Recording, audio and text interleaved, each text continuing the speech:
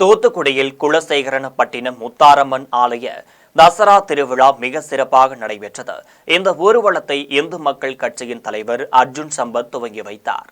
தூத்துக்குடியில் குலசேகரப்பட்டினம் பகுதியில் முத்தாரம்மன் ஆலய தசரா திருவிழா மற்றும் நவராத்திரி விழாவை முன்னிட்டு இந்த ஆண்டு காளி வேடம் அணிந்த பக்தர்களின் ஊர்வலம் இசக்கியம்மன் கோவிலில் இருந்து பூஜைகளுக்கு பின் துவங்கியது.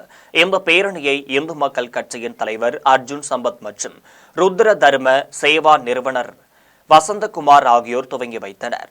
மேலும் மயிலாட்டம், பொய்க்கால் குதிரை, மாடு ஆட்டம் உள்ளிட்ட தமிழர்களின் பாரம்பரிய கலைகளை அணிவகுத்துள்ளனர். மேலும் காளி வேடம் மற்றும் காத்தவராயன் உள்ளிட்ட வேடங்கள் அணிந்த பக்தர்கள் மேளத்திற்கு ஏற்றபாடு நடனமாடி ஊர்வலமாக சென்றனர். இதைத் தொடர்ந்து 500க்கும் மேற்பட்ட பெண்கள் வேல் ஏந்தியும், பறவை காவடி, 17 அடி நீள அலகு குத்தியும், தீச்சட்டி ஏந்தியும் பக்தர்கள் ஊர்வலமாக சென்றனர்.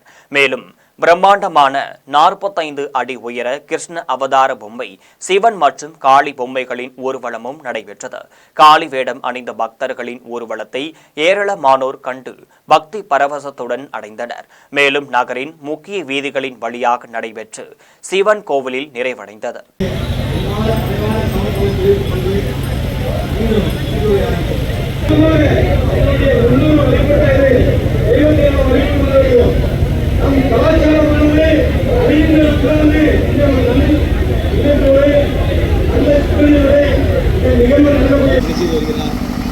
அவருக்கு தோளோடு குடிபிடிப்பதற்கு மாநிலத்தினுடைய தலைவர் அர்ஜுன் சம்பத் அவர்கள் இருக்கிறார்.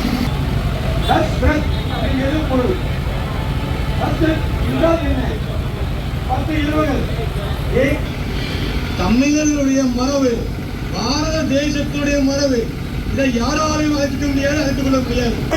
நீங்கள் கொச்சைப்படுத்தி பேசுவீர்கள்.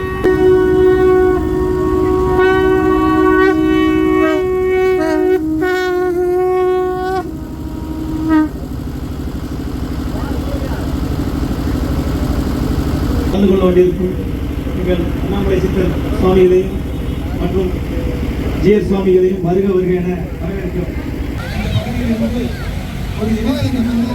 முன்னேற்றி செல்கின்றோம்.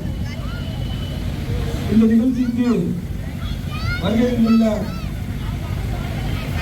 வேதவநல்லூர் ஜிஎஸ் சுவாமி ஒருங்கிணைப்பாளராக அவர்களை வரவேற்பது மக்களுக்கு மகிழ்ச்சி அளிக்கின்றோம். அதோடு இந்து மக்கள் கட்சியினுடைய சித்தர் பேரவையினுடைய மாநில தலைவர் அண்ணாமலை சித்தர் அவர்கள் வருகை தந்துள்ளார்கள். தொடர்ந்து ஓம் காளி, ஜெய் காளி, ஓம் காளி